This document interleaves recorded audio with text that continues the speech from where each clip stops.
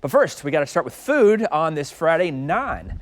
It's a popular kind of Indian bread. It cooks up hot and puffs up.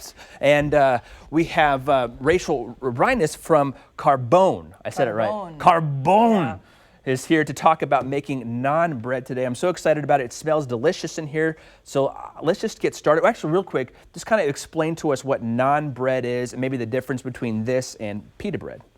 Pita bread's going to be a little more crumbly. It's good for filling, making sandwiches. Yep. Naan is going to be a little bit more stable, chewier. It makes a great pizza crust. Okay. A little more stability. So we've made pizza at home before with the little rectangular naan crust you can get and done that before, but we always buy them in the store, so I'm really excited to see how we can make it here Oh, too. it's just as easy. Oh, really? Okay. Yeah, oh yeah. So this is yeast, a little sugar, and some warm water. It's been sitting here for a little bit, kind of bloomy. You can see the little bubbles on top.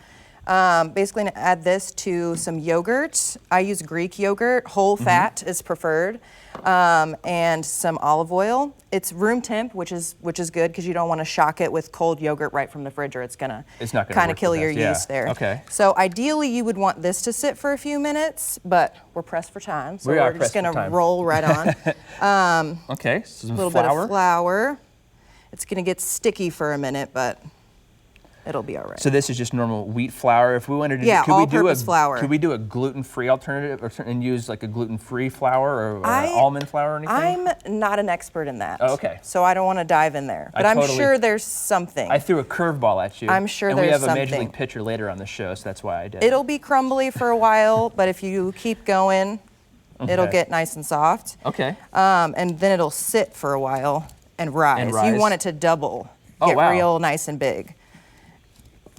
So once you get that and kind of form it into your loaf, you said it'll rise up. Now, is this something that you make? Yeah, I see you have the skillet over there. Most of the time when we put bread, we put it in the oven or something like that. But is this something we put on the pan, or can we grill it? Or grilling it is best.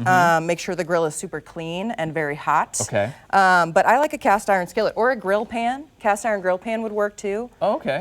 So you could keep it indoors. We've got some prepared. Yeah, and we've got some pictures of it right now. Or is this some of the stuff that you serve at the restaurant here? Yeah, so we've got some, we're kind of a mashup of things.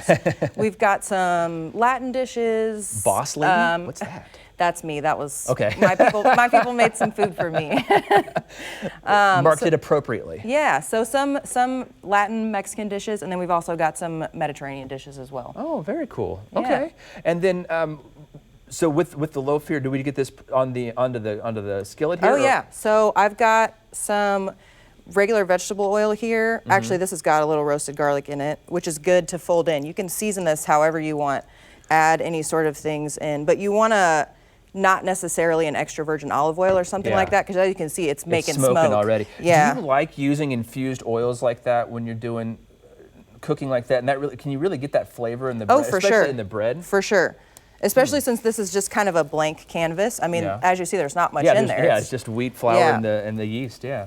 So that just goes really quick, and it started kind of puffs up there. Yeah.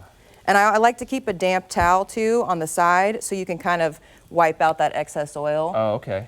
Now, will this get like air bubbles and stuff popping up? Oh, it will. Yeah. Because I remember, I'll go back in the day when I used to cook pizzas for a living, and I knew you'd always get the bubbles in the crust. You'd have to keep those out of there. You actually don't want them. So I didn't know if it was the same thing as on the. Oh no, it's easy. Okay. And this too, unlike a lot of breads, you can't overproof it.